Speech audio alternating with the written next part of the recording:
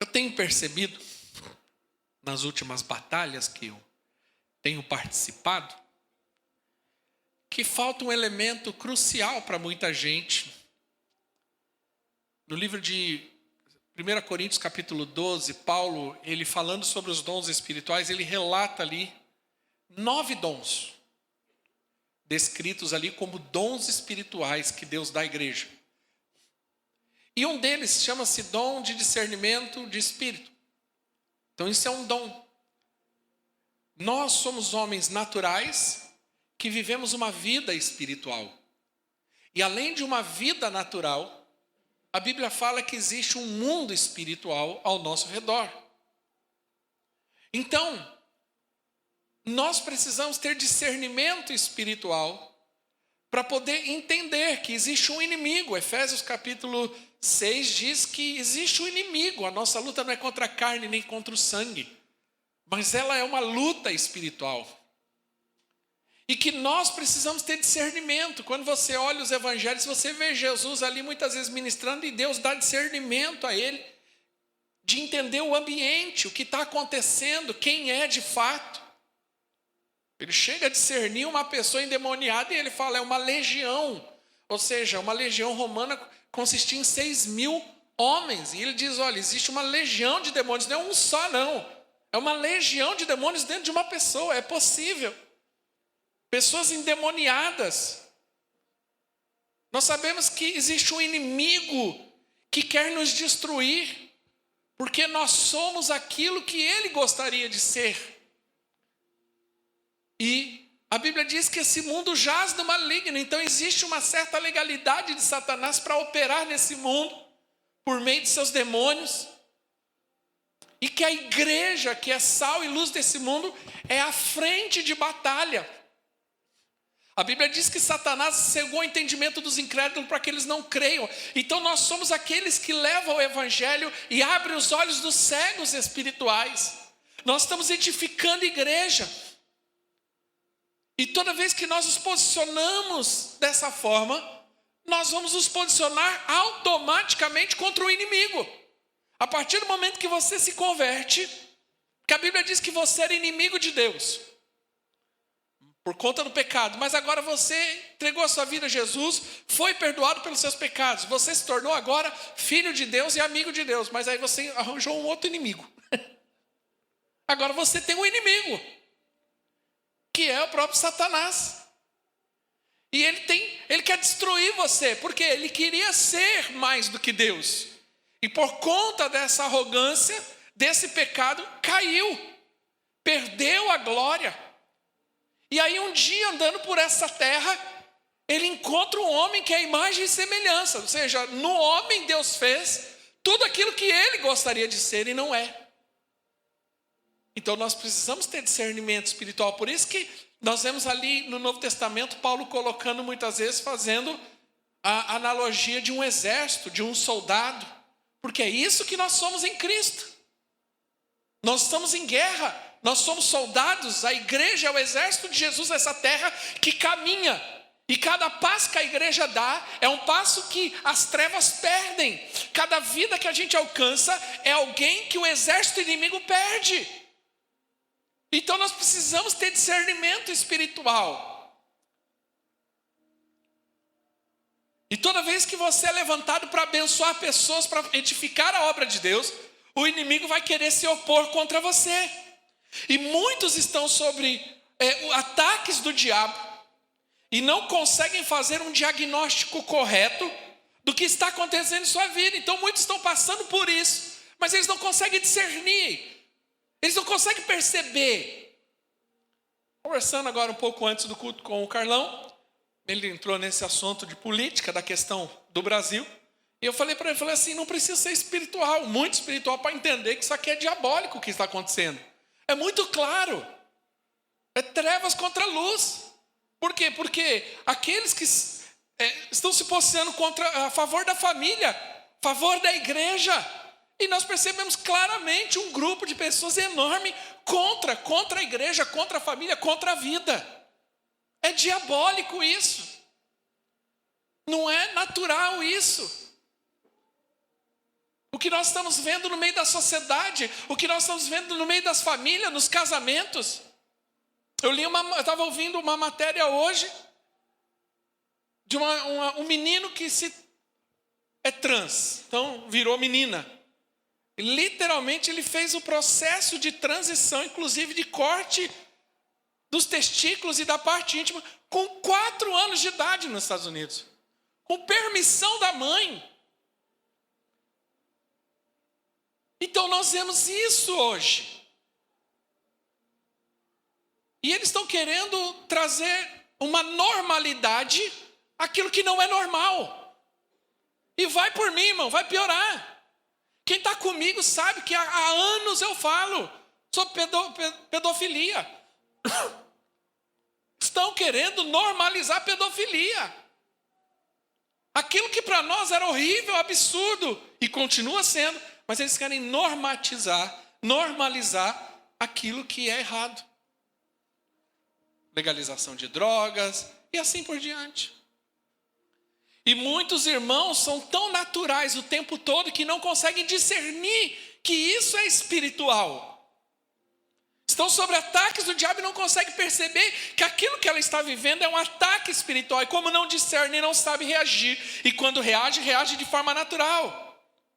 Não conseguem perceber que estão debaixo de opressão, debaixo de um ataque maligno.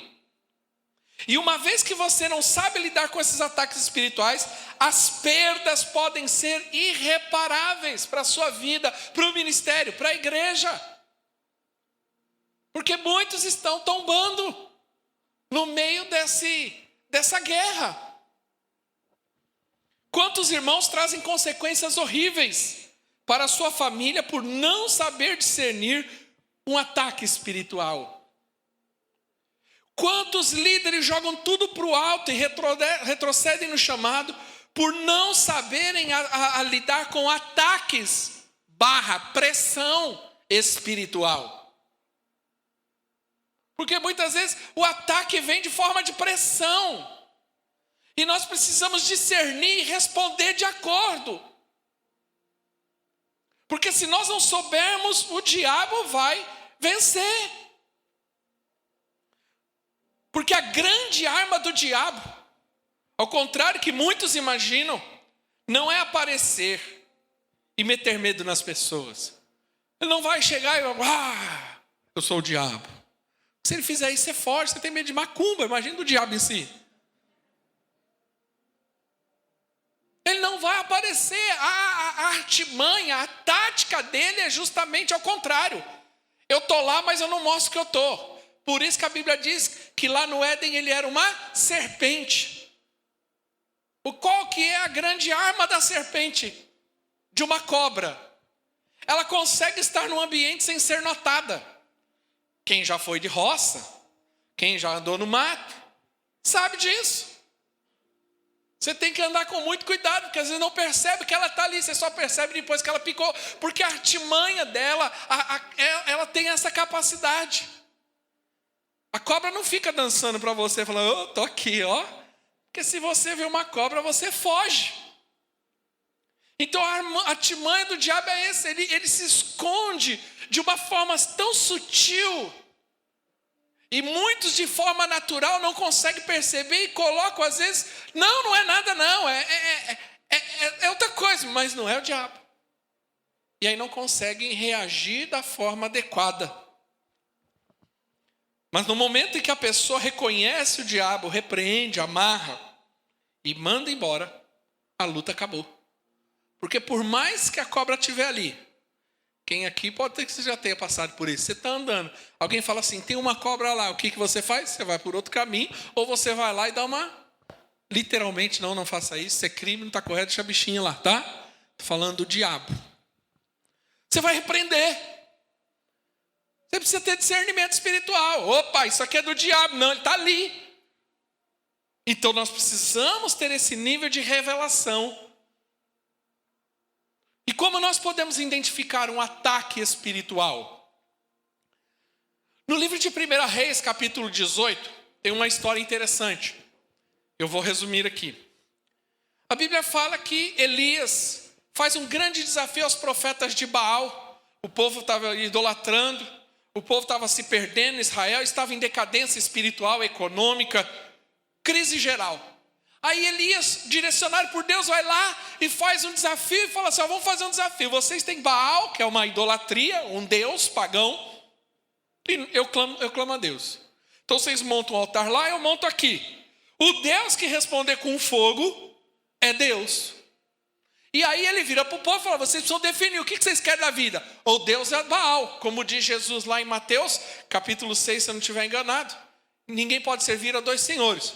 Ou agrada um ou outro. Mas não dá para você viver essa vida dúbia.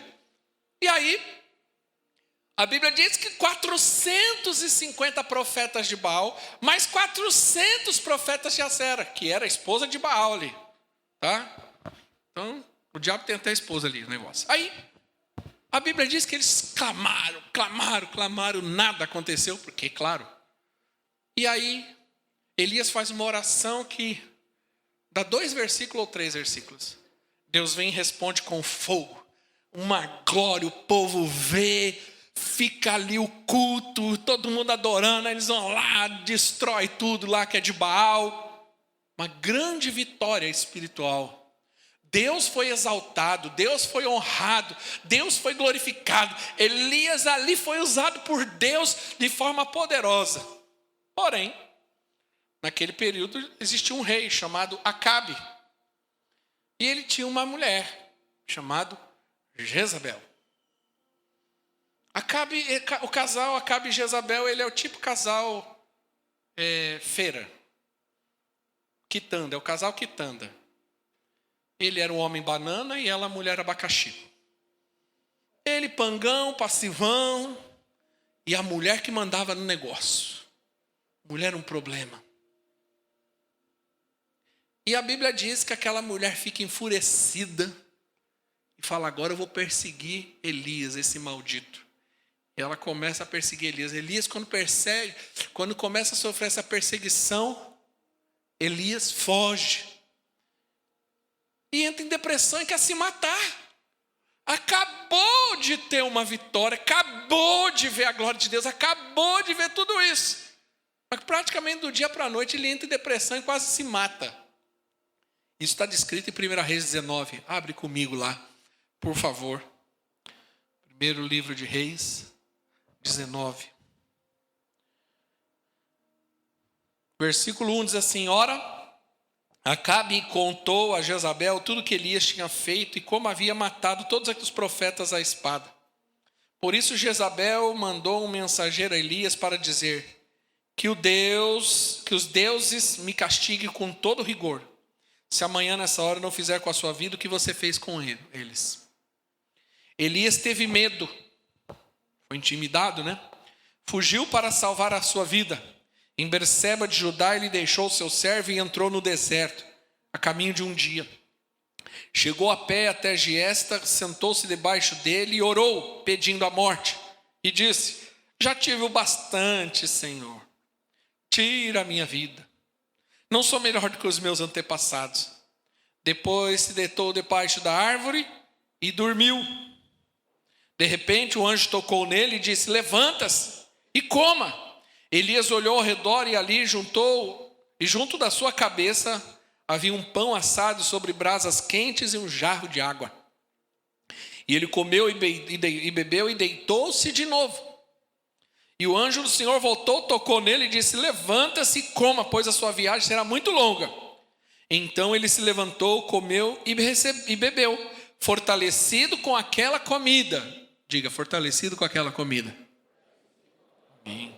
Viajou 40 dias e 40 noites até chegar a Horebe, ao monte de Deus, e ali entrou numa caverna e passou a noite. Então perceba que depois de uma grande vitória espiritual na vida de Elias, ele começa a sofrer um ataque espiritual. E no momento em que Elias foi atacado, ele não teve o discernimento de entender que Jezabel era nada mais do que um espírito. Tanto que no livro de Apocalipse fala: olha, eu tenho contra ti que ainda aceita essa Jezabel, ou seja, é um espírito que mata profeta, que mata ministério, que destrói. E a Bíblia diz que ele ficou em depressão. Eu quero morrer, Deus, não aguento mais, é muita coisa, muito cansaço, está demais, eu preciso cuidar de mim. Olha, Deus, não dou conta, leva a minha vida, é melhor morrer do que ficar desse jeito. Aí Deus vem e fala, meu filho, você não entendeu nada, come essa comidinha aí. Mas mesmo assim, ele se manteve numa caverna ainda, fugindo de todos, se isolando. Ficou intimidado. Nós podemos aprender muitas coisas com essa passagem. Mas o mais importante é que Elias estava sob o ataque do inimigo. Talvez você possa estar como Elias, sofrendo um ataque e não percebendo. O diabo constantemente nos ataca, se levanta contra nós. E o que Deus quer fazer aqui hoje é abrir os seus olhos, é abrir o seu entendimento, que você esteja focado, não deixa nada roubar esse momento. Entenda que é uma luta espiritual nesse momento. Você precisa ter discernimento. E quais são os ataques do diabo? Quais são os sinais de que eu sei que é um ataque? E quando eu percebo esse sinal, eu preciso entender. Eu preciso reagir da forma certa. Eu preciso saber a forma como que eu lido. Primeiro ataque. Primeiro sinal de que eu estou sobre o ataque do diabo. Perda de paixão. Nós começamos a sentir que as coisas perderam a graça. Ir para a reunião da cela, ir para o culto, é apenas mais um evento. Só começa a fazer isso arrastado. Vamos lá, né? Mais um culto. Não tem empolgação, não tem alegria. O salmista diz, me alegrei quando chamaram para a casa do Senhor. Por que Jesus em Apocalipse fala, tenho contra vocês que vocês têm que voltar ao primeiro amor? Por quê? Porque essa ansiedade de querer estar com o Senhor. Estou indo para a igreja, vou para a célula, hoje é dia de célula, olha, meu dia já começa assim, eu já me organizo e não tem o que me tira disso. E eu vou hoje para o culto, está frio, não está, mas eu estou lá. Ou seja, ele tem prazer nas coisas de Deus. Quando você começa a perder paixão, você precisa estar alerta. Isso não é natural, é diabólico. E o diagnóstico mais comum que a pessoa faz nesse momento é: preciso descansar, preciso dar um tempo, estou cansado, preciso, sabe? Só que o problema, quando eu sei que é um ataque espiritual, porque mesmo que essa pessoa descanse, ela continua cansada. Isso mostra que ela está sob ataque espiritual. Você precisa discernir o que é natural e o que é espiritual. Você pode ficar cansado quando você tem um período de muito estresse, de muito trabalho, pouco sono. É natural você ficar cansado. Mas quando é natural, quando você descansa, resolve. Dormiu, resolveu. Deu uma renovada. Agora, quando eu sei que é um ataque espiritual, eu passo o final de semana enfiado dentro de casa, debaixo das cobertas, assistindo Netflix. Quando chega domingo à noite, eu estou mais cansado que sexta-feira. E segunda-feira eu levanto rastejando. Isso mostra a opressão espiritual. E é nessa hora que você precisa se levantar e falar: eu repreendo isso em nome de Jesus. Eu não vou me submeter, eu não vou aceitar isso como normalidade na minha vida. Quando tudo começa a se tornar um peso. Você descansa, precisa descansar, precisa dar um tempo. E esse cansaço é claramente um ataque do diabo. É uma sonolência que não passa. E quanto mais dorme, mais sono sente. Você está sob o ataque do inimigo.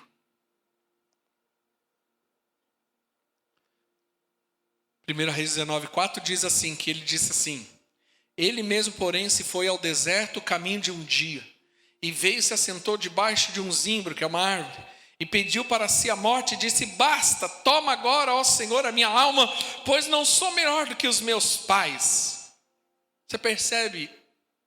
Quando que eu sei que é um ataque do diabo? Quando eu estou nesse momento de cansaço, eu começo com autocomiseração.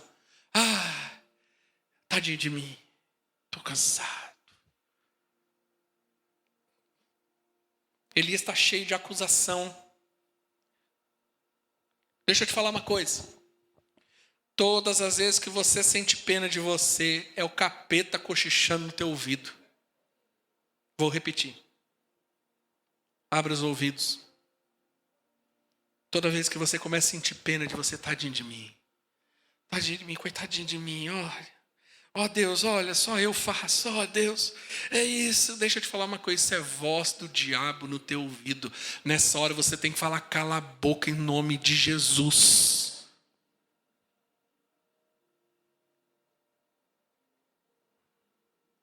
Sabe, a guerra espiritual é uma questão de você enxergar onde a cobra está, porque depois que você enxergou, a guerra foi vencida em nome de Jesus. Segunda, sinal de que eu estou sob ataque do inimigo. O primeiro, perda de paixão, perda da alegria, perda da motivação. Segundo, frustração extrema. Nesse momento, o diabo trará uma variedade de situações para produzir uma frustração extrema em sua vida. Você vai começar a se frustrar com gente. Eu costumo pensar, falei, o problema nunca vem em gotas. Nunca vem dosado, vem tudo uma vez só. E parece que é de tudo quanto é lado. É nesses dias que começa, é problema nisso, é problema ali, é gente que te decepciona aqui, é gente que te frustra lá. Aí você fala, meu Deus, aí você começa a ter, e aquilo começa a tomar conta do seu coração, que você começa a ficar reclamão, amargo, injuriado, chateado. Aí você fala assim, meu Deus, para que eu estou perdendo minha vida? É muita coisa, é muita gente, não dá não. Aí você começa a ficar decepcionado, e começa a afetar a sua vida, seu casamento, seu sono, seu trabalho, sua alimentação. Aí por quê? Porque é frustração em cima de frustração. E sobre frustração, irmão, deixa eu dar uma dica para você. Acostume-se. Mas não perca a alegria.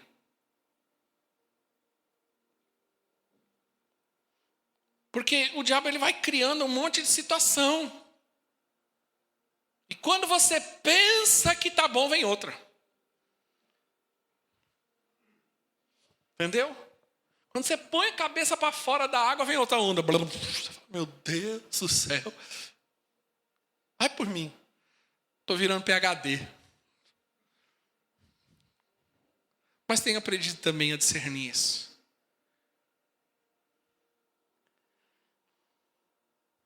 É nessa hora que o diabo faz com que você fique se comparando com os outros.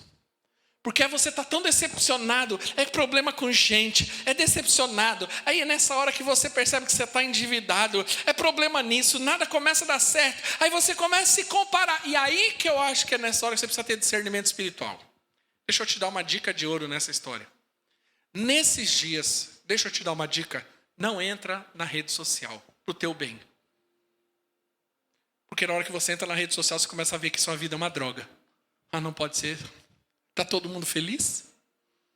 Está todo mundo viajando? Todo mundo comendo fora? E eu aqui com ovo? Aí você vê os casal lindo, feliz, apaixonado. Você olha para o lado e você fala assim, meu Deus. Aí você vê todo mundo dando risada e você não consegue nem. Eu não tenho motivo para rir, por que eu vou rir? Aí começa a dar uma inveja, dá uma raiva. Tempo atrás eu vi um pastor falando que ele deu um vendaval na cidade dele e a igreja foi muito afetada, o telhado da igreja, falou que um terror. O prédio teve que ser interditado e eles estavam se reunindo, sabe, perdeu coisa. E naquele período falou que um tal pastor, um pastor amigo dele, estava inaugurando um prédio lindo, maravilhoso, gigantesco, que convidou ele para ir na inauguração. E ele falou para o irmão, não vou não. Não vou não, porque eu sei que eu vou ficar amargurado se eu for, então é melhor ficar em casa. Discernimento. É nessa hora que você tem que falar, não, peraí, eu não vou nem abrir. Não porque os outros estão melhor, porque também tem, não é assim. Claro que na rede social a gente coloca tudo lindo, maravilhoso. Mas não se iluda. Não se iluda. É nessa hora que você fica se comparando e diz, eu sou um derrotado mesmo. Ando de bicicleta e o irmão troca de carro. Eu não tenho casa própria e o outro já está ali comprando a segunda. E aí você começa a ser de comparação em comparação, é um terror. é diabólico, é maligno, só te leva para baixo.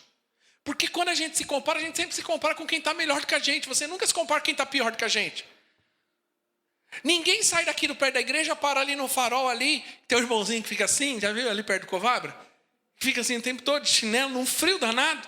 Ninguém fica falando, minha vida é boa demais, olha o irmão. Você não sai chorando por causa disso. Agora você se compara com quem está em condição melhor, mas tem muita gente em condição pior do que a sua.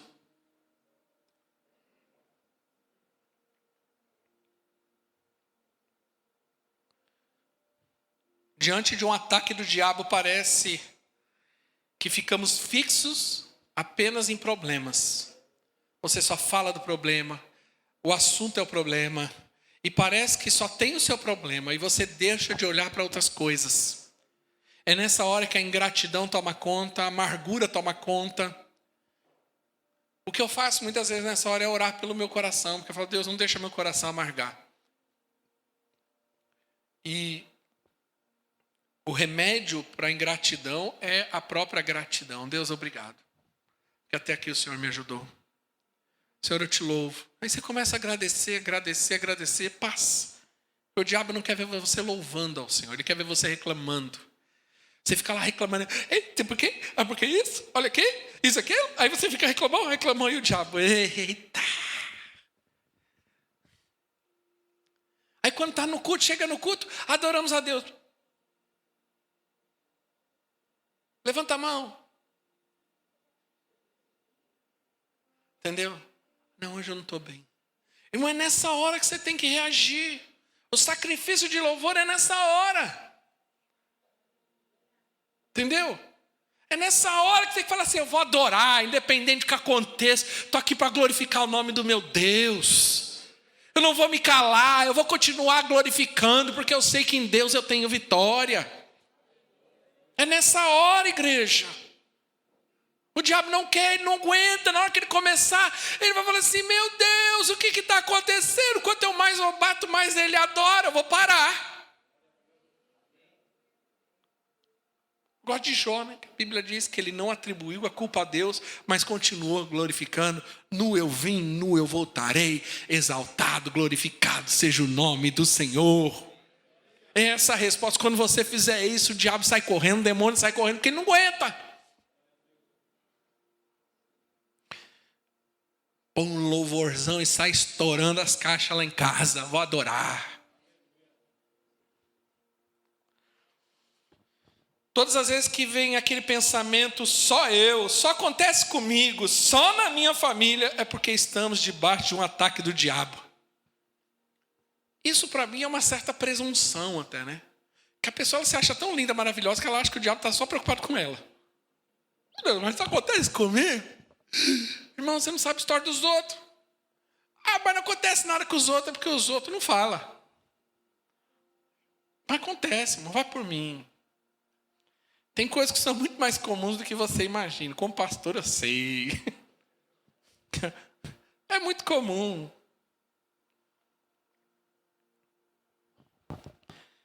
Quanto mais você dá ouvido a essas vozes, mais frustrado você fica. Esses são aqueles dias que dá de 6 horas da tarde, você chega em casa, já quer dormir, só quer acordar no outro dia.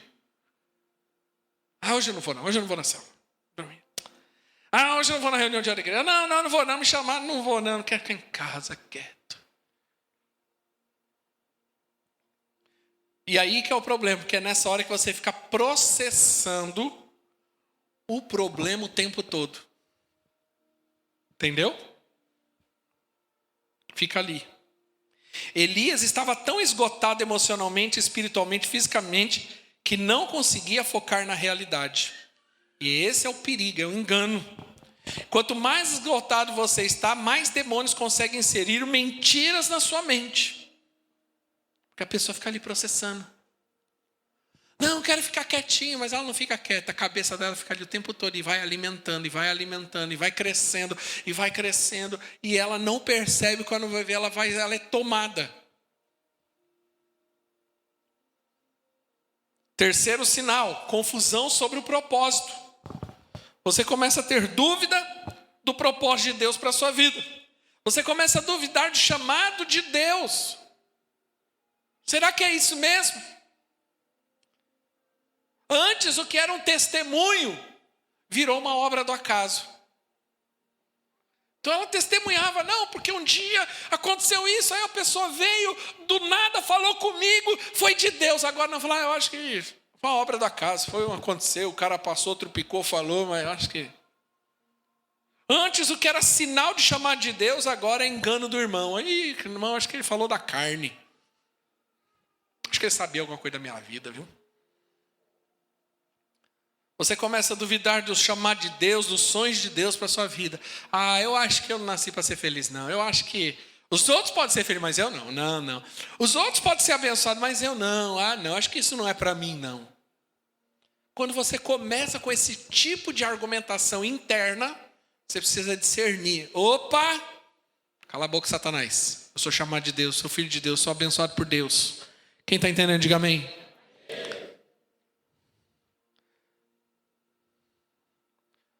Nessa hora nós começamos a comparar muito com os outros. Nossa, o irmão está lá, a célula dele está crescendo. E a minha aqui, uma luta, nem os cachorros querem ficar, ele já sai para fora.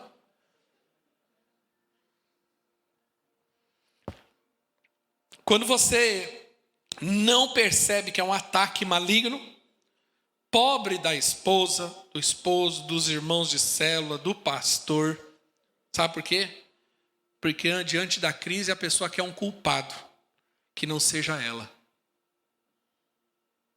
Aí ela quer arranjar uma culpada. E aí quem sofre é quem está mais do lado. Você precisa discernir, porque tem muitas vezes as pessoas, às vezes estão sob o ataque do diabo. Aí ela começa a trazer isso para dentro de casa, no casamento, na relação com os filhos, no trabalho, no próprio ministério. Porque não tem discernimento espiritual e aquilo vai tomando uma proporção e aquilo vai... Aí ela vai machucando na justificativa de que ela não está bem. Aí ela vai tendo atitudes irresponsáveis porque ela acha, porque ela não está bem, ela pode simplesmente fazer o que ela acha que ela pode fazer ou não fazer. Eu vejo uma irresponsabilidade muito grande às vezes nessa hora. Eu não estou bem, não vou trabalhar. O que tem uma coisa a ver com a outra? Tem a responsabilidade do trabalho. Ah, não estou bem, hoje eu não vou para a igreja. Tem uma coisa a ver com a outra. A igreja é onde você vai ser renovado. Se você perder isso, a Bíblia diz que ele comeu o pão e por causa da comida ele se fortaleceu. O que tirou Elias daquela situação foi a comida. Mas é uma responsabilidade. Não, vou chutar o barco, vou chutar o balde, chega. Mas e a responsabilidade? Ah, mas eu não estou bem. Tudo bem. Eu não estou bem, mas eu continuo fazendo o que eu tenho que fazer. Vou trabalhar se você está doente. Quantas vezes eu fiz isso? Trabalhei com febre. Trabalhei quebrado, literalmente. Costela quebrada, preguei costela quebrada. Preguei com cirurgia, com ponto. Tomando analgésico e pregando. Mas por quê? Porque eu tenho uma responsabilidade.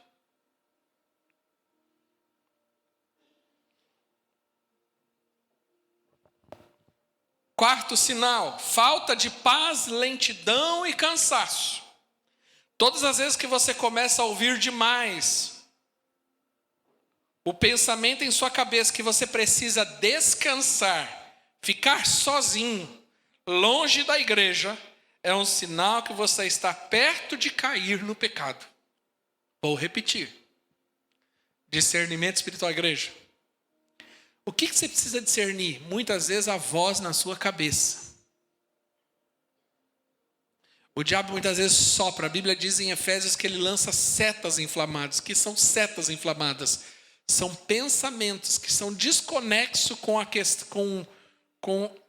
a estrutura que você está vivendo. E aí do nada vem um pensamento. Você precisa discernir. Opa, isso aqui não é meu. Aí do nada vem. Então vou repetir. Todas as vezes que você começa a ouvir demais o pensamento em sua cabeça, que você precisa descansar, Ficar sozinho, longe da igreja, é um sinal de que você está perto de cair no pecado. Não, eu preciso descansar, preciso dar um tempo, estou sobrecarregado, olha, eu preciso me isolar um pouco, eu preciso me isentar. Irmão, é aí que está o perigo, porque brasa fora do braseiro apaga. Pintinho que sai debaixo da asa da galinha é pego pelo gavião. A sombra do onipotente é o descanso. Davi um dia decidiu ficar em casa e teve guerra. Ele falou, não vou, hoje eu não vou não. Já lutei muito, já derrubei gigante, já passei. Eu acho que eu preciso me dar um período de relaxamento. Quando você descansa na hora que não é para descansar, é um perigo. Vou falar duas coisas rapidinho, porque é nesse dia que ele está lá e viu Betseba. O olho dele cresceu e aí, meu irmão, fez besteira. Caiu em adultério. Virou assassino. Tudo porque ele decidiu descansar quando não era para descansar. Ele não teve discernimento espiritual. A Bíblia diz que há tempo para todas as coisas. Nós precisamos ter discernimento espiritual, igreja. Quando você faz o que não é para fazer no tempo errado, traz prejuízo espiritual para a sua vida. É um perigo. Precisa descansar. Outra coisa importante é entender o seguinte: uma coisa é solidão, outra coisa é solicitude. A Bíblia diz que Jesus se retirava para lugares desertos, mas para orar, buscar ao Senhor, e isso era feito de uma forma programada em um período, mas quando via ele voltava para a equipe, ele voltava para a igreja, ele voltava para a comunhão. Isso é solicitude. Isso é uma prática importante para a vida espiritual. Eu preciso tirar um tempo, mas nesse tempo eu vou ficar lendo, eu vou ficar meditando, eu vou ficar orando. Agora não, eu quero descansar. Aí eu assisto 5 temporadas de Grey's Anatomy. Deixa eu te falar uma coisa, isso é morte espiritual. Em um final de semana, 3 potes de sorvete, 5 x-tudo, e além de mal espiritual, sai mais gordo da história. Você precisa ter discernimento espiritual. Quando você olha para aquilo, um roupão, chega no domingo à noite, está com a mesma roupa de sexta, o cabelo desgrenhado. Entendeu? Um roupão, um chinelo e anda assim, ó. Preciso descansar. Abre a geladeira e fica na frente da geladeira. Eita. Deixa eu ver aqui no iFood. Estou com preguiça até de comer. Entendeu?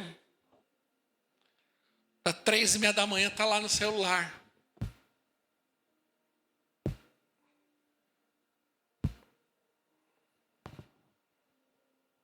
Sua espiritualidade está indo embora. Você não teve discernimento espiritual de que você está morrendo espiritualmente. E acaba matando quem está do lado. Começa a ter falta de paz, lentidão.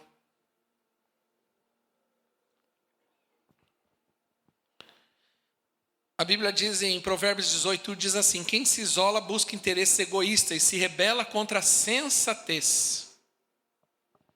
Deixa eu te falar uma coisa. Você sabe que um dos grandes desafios nossos como igreja é aprender a amar a igreja apesar da igreja? Vou repetir. O grande desafio de um crente, filho de Deus, é aprender a amar a igreja apesar da igreja. Por quê? Porque você vai chegar a um período na sua vida em que você vai ter que amar a igreja, mesmo reconhecendo os defeitos da igreja.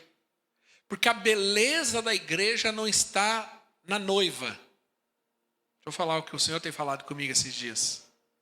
A beleza da igreja não está na noiva, mas no noivo.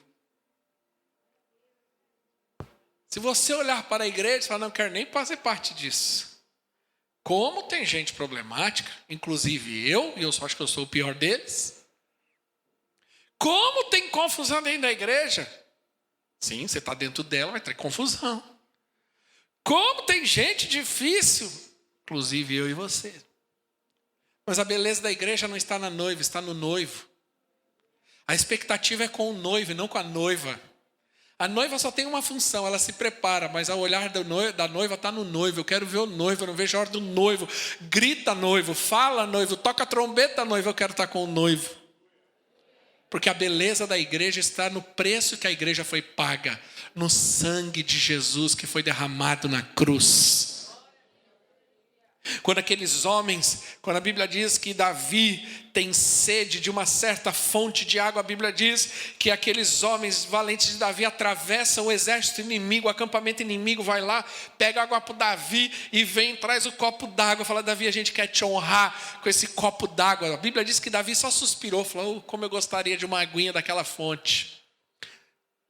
Quando Davi pega o copo d'água, a Bíblia diz que ele entrega como oferta de libação. Ele não bebe. Porque ele fala assim, isso aqui não é apenas uma água. Isso aqui tem preço de sangue. Quando eu olho para a igreja, a beleza da igreja está no noivo, está no preço que ela foi paga. Nós precisamos vencer isso como igreja. E a melhor forma de espairecer, vai por mim, é estar com os irmãos. É estar na igreja. É estar junto. É estar em família. Domingo, confesso a você, sexta-feira está cansado, nervoso, bravo. E aí, o Diogo falou para mim, pastor, vamos comer um churrasco? Eu quis negar o churrasco. Combinei com ele, mas ele falou, estou cansado, acho que eu não vou não. Aí chega aqui no prédio na sexta-feira à noite para orar, falei, Diogo. Aí perguntei para a esposa dele, vocês prepararam as coisas na expectativa de que ela falasse, não, pastor, na hora que eu chegar lá a gente vai rapidinho. Eu falei, não, pastor, preparamos, o Diogo fez isso, fez aquilo outro. Falei, eita, que agora eu tenho que ir. Um frio, mas eu fui para a casa dele, comi, voltei tão feliz para casa. Não só pela carne, mas pela comunhão, ficar conversando, foi bom. Ficamos lá conversando, abri o coração. Falei um pouco. É importante isso. Isso mostra como a igreja deve funcionar. Mas normalmente o que a gente quer? Se isolar. Eu não quero ver ninguém. O irmão manda mensagem, você visualiza e não responde. Fala, não quero. Cadê? A mãe me fala, irmão, vou ir na sua casa. Vem não. Não quero ninguém na minha casa. Irmão, nós vamos ter aqui, vai ter o culto aqui, ó. Missionário vai estar aqui no domingo. Ah, vou não. Estar sozinho em algum momento é preciso. Querer estar sempre sozinho é um ataque diabólico sobre a sua vida. Quinto sinal. Que eu sei que o diabo está me atacando quando eu começo a olhar para mim o tempo todo. Olhar para você o tempo todo é uma das estratégias do diabo para cansar você e levá-lo à autocomiseração e estresse. Pessoas sob o ataque maligno ficam olhando para si o tempo todo. Quando eu percebo que uma pessoa está sob ataque maligno, quando eu converso com ela e eu percebo que a palavra que ela mais usa o tempo todo é eu. Eu isso, eu aquilo, porque eu. Um dia eu me lembro que eu falei com uma pessoa, parei e falei, olha, eu acho que tem um problema aí. Ela falou, qual? Falei, você falou acho que umas 35 vezes eu. Tem muito eu nessa história. A pessoa olhou para minha cara. É verdade. Quando tem muito eu, é tudo coisa do diabo. Por isso que lá no Antigo Testamento falava assim, ó, vai lutar contra os povos inimigos.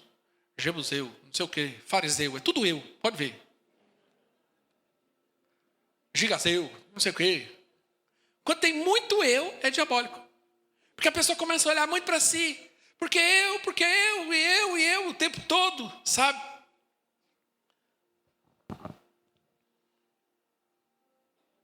O problema do depressivo é que ele olha para si o tempo todo, porque ele se torna egocêntrico. Ele acha que o problema dele é mais importante do que o problema dos outros.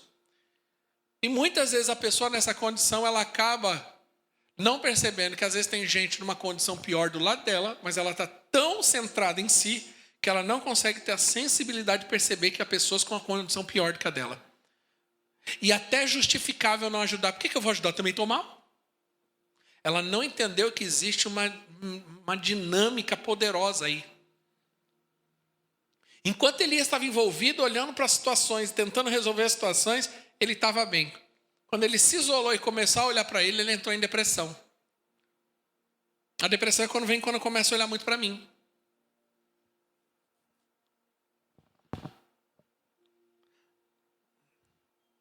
Porque às vezes a pessoa fala, não, eu estou tão com problema e eu preciso de oração. Deixa eu te falar uma coisa que pode quebrar até o status quo da situação.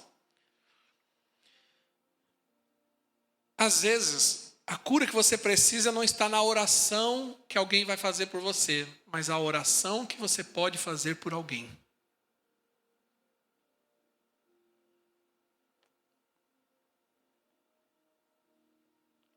Exemplo. Uma pessoa que trabalha no hospital, a Fabiana aqui trabalha no hospital, tem mais alguém que trabalha no hospital aqui? Ela vê uma criança com câncer, abatida. Aí uma mãe que trabalha no hospital e vê uma situação dessa, e chega em casa e vê as crianças pulando, correndo, dando cambalhota, estrela, voadora.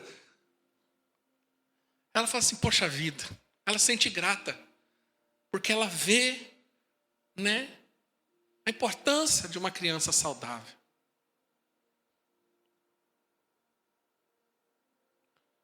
Mas muitas vezes a pessoa, ela não está preocupada com os outros, ela está preocupada muito consigo. A mentira do diabo na mente de muitas irmãs e mulheres é para elas não se envolverem no trabalho com as crianças, é que elas podem perder a reunião de célula. Então ela fala assim, não, mas se eu me envolver com as crianças, eu não vou poder participar da célula, do culto, aí eu vou ter que ficar lá embaixo, eu vou ficar, e isso não acontece toda vez, mas por quê? Porque ela está pensando nela. E quando você começa a pensar em si, você deixa de ver que outros podem ser abençoados. E eu vou te falar, o segredo da dinâmica aí é essa. Quando você começa a abençoar outros, você automaticamente começa a ser abençoado, fortalecido, renovado. Eu mesmo, como pastor, eu sou o primeiro a ser abençoado com a palavra que eu prego. Como eu cresço com a preparação, com o estudo. Toda pessoa que só fica ouvindo, ela tem um limite de crescimento. Mas toda pessoa que passa a se envolver, ela cresce muito mais. Porque ela está se envolvendo, ela está crescendo. Ela está estudando, ela obrigatoriamente tem que fazer isso. Vou dar o exemplo do material do Kids. Cada matéria, cada lição, cada profundidade ali. Quem faz consolidação com alguém, como cresce. Quantas vezes eu falo para pessoas que consolidam outras pessoas, eu falo, irmão, não se preocupa muito com o lado de lá, não. Vai consolidando, que às vezes quem está crescendo é você. Porque fala, pastor, eu tento consolidar, mas parece que a pessoa não está entendendo. Eu falo, pode ser que ela não entenda, mas você está entendendo? Tá, então tá bom, o negócio está funcionando. Você está crescendo. Você está avançando. Receber é maravilhoso, mas dar é muito melhor. E sexto e último sinal de que eu estou sob ataque do diabo é a dúvida a respeito do meu chamado. A pessoa começa a questionar, será que eu fui chamado mesmo? Será que Deus me chamou para esse negócio? Será que ainda é tempo de eu fazer isso? Aí a pessoa começa a atribuir as coisas de Deus a uma obra do acaso. E qual que é a chave para a libertação? Ser natural e fixar os olhos nas circunstâncias, procurar culpado, é a receita para ser frustrado diante de um ataque espiritual. Guarde isso, igreja. Ser natural. Tem gente que é natural demais. Ela encara tudo como algo natural. Irmão, você está lá. Vou dar um exemplo muito comum. Domingo. Está tudo bem. Acordou bem. O almoço foi bem. Depois do almoço deu uma cochilada. Mas dá 4h30, 5 horas da tarde, começa a dar as coisas. A mulher e o marido começam a dar umas encrencadas. Umas faíscas. Nesse momento, o cachorro pega o gato.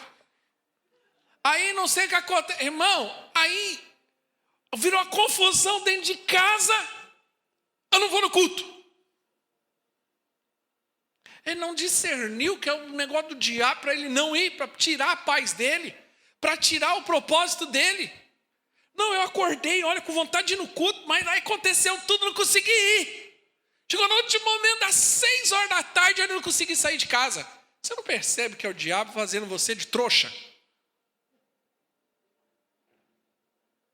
Entendeu? É o diabo. Das 6h15, quando ele decidiu que não vai ficar mais para casa, tudo volta ao normal como nada tivesse acontecido.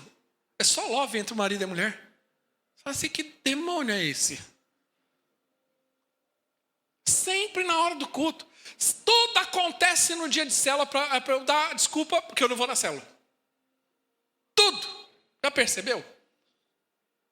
Você precisa se posicionar. Você tem que entender que isso é espiritual. Eu não aceito mais. Eu não admito mais. Minhas filhas estão aqui. Eu tenho que estar aqui no prédio 5 horas da tarde. Dá 3h20, 3h30 é regra. Já começa uma 3 mulher. Meu filho, para estar pronta a 10 para 5, meu Deus. Eu já, 3h30 eu já dou primeiro comando. Banho. Eu já começo a comandar, porque eu como a cabeça. O cabeça dá o comando. Banho. Vamos. E eu começo, né? Faltando meia hora. Tá todo mundo pronto. 100%. Faltando 10 minutos. Eu quero todo mundo na cozinha. Eu não gosto de sair, tá todo mundo. Tô pegando sapato. Não, tem que ser tudo ali. Porque eu tenho horário, nós temos compromisso. Minha mulher é a mesma coisa. Começa. Já define a roupa. Entendeu? É assim que homem age dentro de casa. Machista, não. Cabeça, dá direção. Dá ordem. Olha, é assim. Claro que eu não faço isso com tom agressivo. Não. Gente, vamos lá. Acorda quem está dormindo. Vamos lá. Quem vai comer o quê antes de sair? Entendeu? É assim. Você precisa ter discernimento das coisas que estão acontecendo. Porque é por meio desse discernimento você consegue. Quantas vezes eu estou lá em casa, às vezes, e muitos anos atrás eu me lembro quando Deus me ensinou muito isso. Do nada, mas uma encrenca dentro de casa e minha mulher, eu falei, não, nem vou brigar com ela não, eu sei que não tem nada a ver com ela. Começa a orar. Em nome de Jesus. Olha o que diz em Efésios capítulo 6, versículo 12. Porque nós não temos que lutar contra a carne nem o sangue, mas sim contra principados, contra as potestades, contra os príncipes das trevas desse século, contra as hostes espirituais nas maldades dos lugares celestiais. A nossa luta não é contra a carne nem contra o sangue. Ela é espiritual, eu tenho que ter discernimento. Olha 2 Coríntios 10, versículo 3 e 4. Olha o que Paulo escreve. 2 Coríntios 10, versículo 3 e 4. Pois embora vivamos como homens no natural, não lutamos segundo padrões humanos. As armas com as quais lutamos não são humanas. Ao contrário, são poderosas em Deus para destruir fortalezas. A minha arma é espiritual, a oração, o jejum, o clamor. O discernimento espiritual, a fé, a palavra, a declaração, a autoridade usada na forma correta e no lugar correto. Essas são as minhas armas. Eu preciso ter discernimento.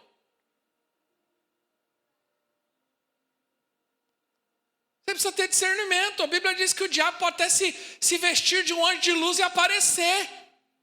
Aí o irmão está lá com o problema no casamento. Está tendo aquela fase de crise. Aí do nada alguém chama lá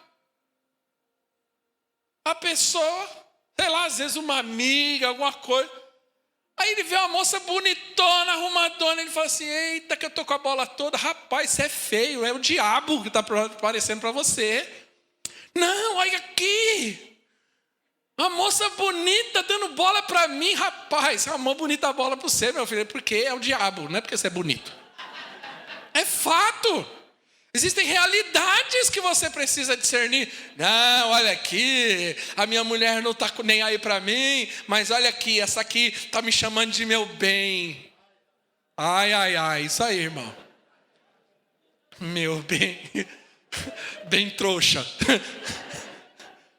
Rapaz, tem que ter discernimento. A moça casada está aquela fase de carência, né, naquela luta em casa, o marido um xereque da vida, e aí lá no trabalho vem um menino bonitão chamando: ah, meu amor, minha filha, discernimento, vigia. É o príncipe pastor, vira sapo. Então nós precisamos aprender, nós precisamos resistir. De que forma? Eu preciso comer o pão do céu. A Bíblia diz que ele comeu aquela comida. Quando Deus deu a comida para ele, ele se fortaleceu. É nessa hora que eu preciso me alimentar da palavra. É nessa hora que eu tenho que consagrar minha vida na palavra. A Bíblia diz que ele comeu e bebeu aquilo que Deus colocou para ele. Ele não se alimentou de coisas do mundo, mas ele se alimentou da palavra de Deus. O pão representa a palavra. Ele tomou água, a água representa o Espírito Santo. Ele encheu-se da água, ele se encheu do pão e se fortaleceu. Resista ao diabo, às vezes um dia, uma semana, um mês, mas ele vai fugir de você em nome de Jesus. A Bíblia diz que Jesus venceu pela palavra, mas ele resistiu 3 vezes.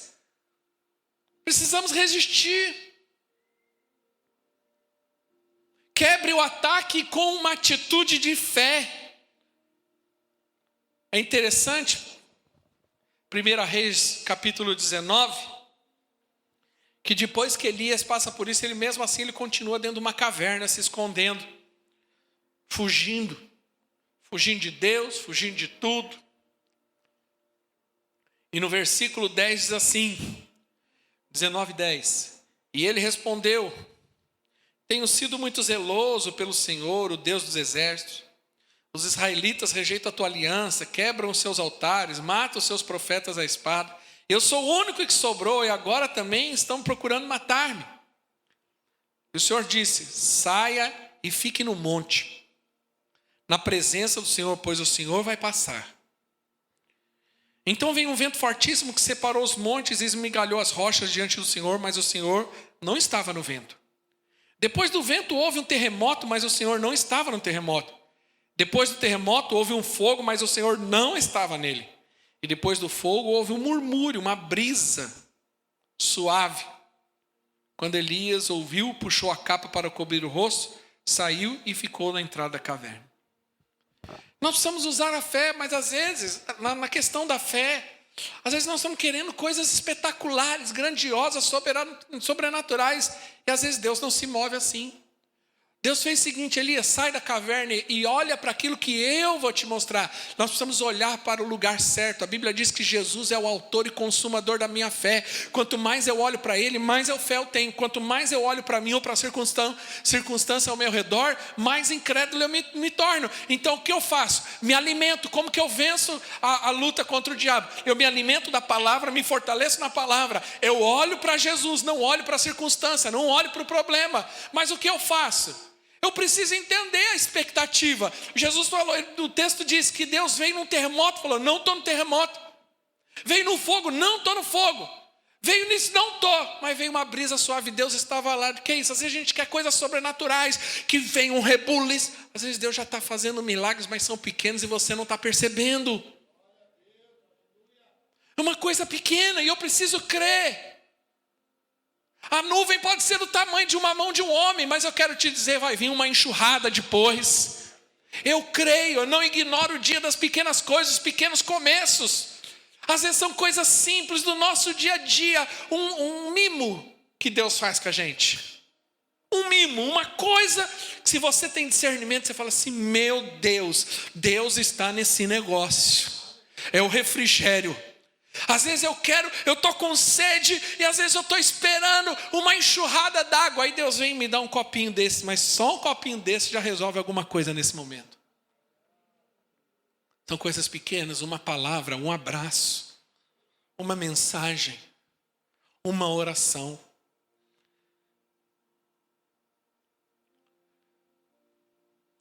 Às vezes nós estamos esperando que aconteça coisa grandiosa, e aí às vezes chega na igreja com aquela expectativa de você ver a glória, o poder. E aí vem o irmão, abraça você e fala, olha, Deus te abençoe. É Deus na brisa dizendo, eu estou com você. E quebre esse ataque com a oração, a banda pode subir. Quebre esse ataque resistindo ao diabo em oração. A Bíblia diz que levaram um menino endemoniado e os discípulos não conseguiram libertar o menino. E a Bíblia diz que existem circunstâncias que saem, que se vence através do jejum e da oração. Nós precisamos insistir. Quando você está debaixo de um ataque e você tem... Debaixo do ataque, você tem discernimento que você está debaixo do ataque. Eu vou te dar uma orientação. Não fuja de Deus, corra para Deus. Não deixe de orar, intensifique a sua oração. Aumente o seu tempo com o Senhor. Faça um propósito. Por isso que nós vamos iniciar amanhã 21 dias de oração. Nós queremos aqui ter um relógio de oração. Por quê? Porque eu quero te dar a oportunidade de você pôr o diabo para correr da tua vida em nome de Jesus. É agora que a igreja precisa se levantar em oração.